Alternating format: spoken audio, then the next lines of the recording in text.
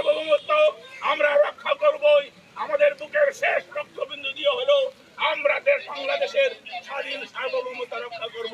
দর্শক, কেন্দ্রীয় শহীদ মিনারে প্রতিবাদ কর্মসূচিতে অংশ নিতে জড়ো হচ্ছেন বিভিন্ন মেডিকেল কলেজের শিক্ষার্থী এবং চিকিৎসকরা। আপনারা দেখছেন কেন্দ্রীয় শহীদ মিনারে সর্বস্তরের যে চিকিৎসক ও শিক্ষার্থীরা তারা গতকাল যে একটি কর্মসূচি ঘোষণা করেছিলেন, সেই কর্মসূচির অংশ হিসাবে কিন্তু তারা প্রতিবাদ কর্মসূচি জানাতে শহীদ মিনারে জড়ো হয়েছে। আপনারা দেখছেন যে এখানকার আশপাশের যে মেডিকেল কলেজের শিক্ষার্থীরা রয়েছেন এবং আমরা দেখেছি বেশ কয়েকজন চিকিৎসকও তারা কিন্তু এই মুহূর্তে এখানে শহীদ মিনারে উপস্থিত হয়েছে। আপনারা দেখছেন এই বৈরী আবহাওয়ার মধ্যেও কিন্তু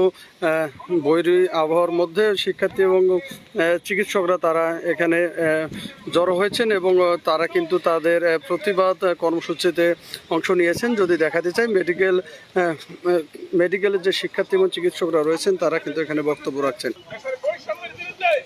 তারা আজকে রাস্তায় নেমেছে।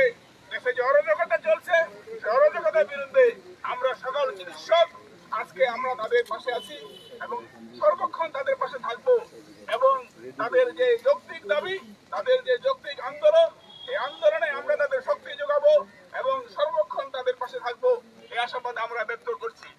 পাশাপাশি আমরা কথাও বলতে চাই, ছাত্র সমাজকে গুলি করে দমানো যাবে না। ছাত্র সমাজ রাজপথে নেমে এসেছে। ছাত্র সমাজ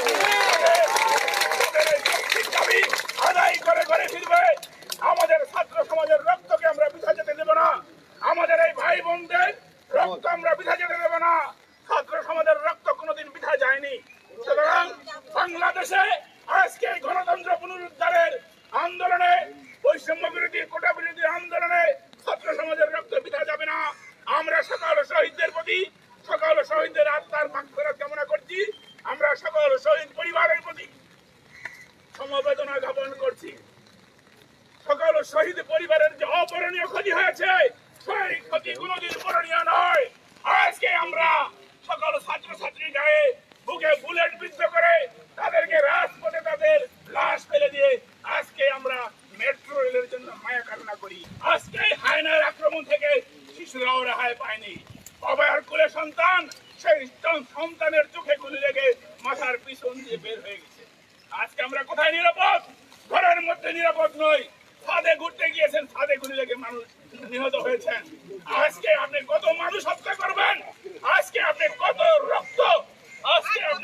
রক্ত নেওয়ার পরে আপনার সেই শান্তি পাবে?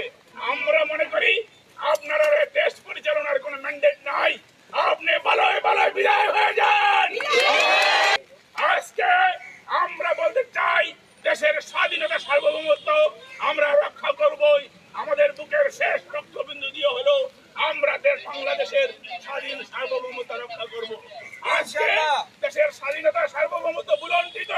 আজকে আমাদের প্রাণের সেনাবাহিনী, যাদের উপরে আমাদের ভরসা, যারা আমাদের স্বাধীনতাকে রক্ষা করবেন, সেই প্রাণের সেনাবাহিনী আজকে আমাদের ছাত্র জনতার উপর গুলি করেছে।